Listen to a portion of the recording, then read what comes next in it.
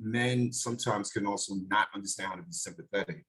And it's one of those things where you want to say something encouraging, but then at the same time, some don't know how to say anything encouraging.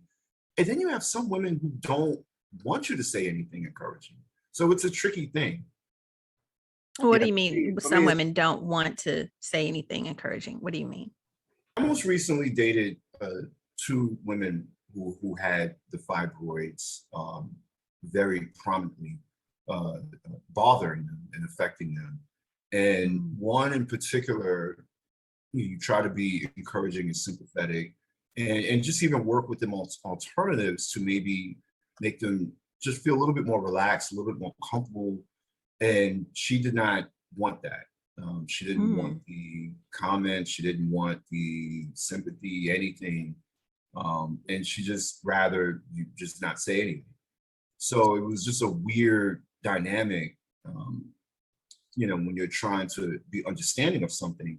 And sometimes there are some, I'm not saying some as in a lot, but just a couple who don't really even want that at all. They don't even want the encouragement. They don't want anything. It's just a weird thing.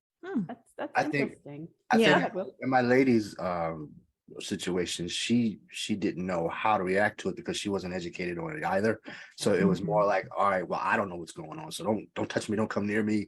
I don't know what's happening to my body. But once she found out, listen, sometimes with men is what you don't know, you don't know, right? So I learned about before, but with a coworker, there's only so many questions you could ask them before you can start like, so you're sitting at the cubicles like, what was it like? You don't want to do that. Go to HR. Right. So when you talk about the situations where they physically change, you have so my question was, does it hurt? Like, what is happening to your stomach?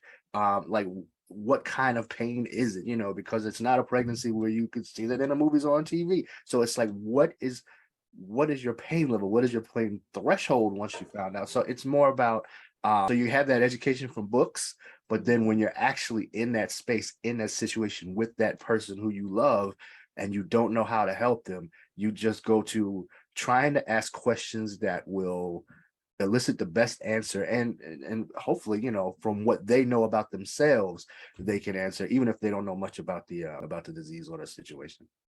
Gosh, y'all seem so nice about it, because the last dude I dated, it's just like poking at my stomach.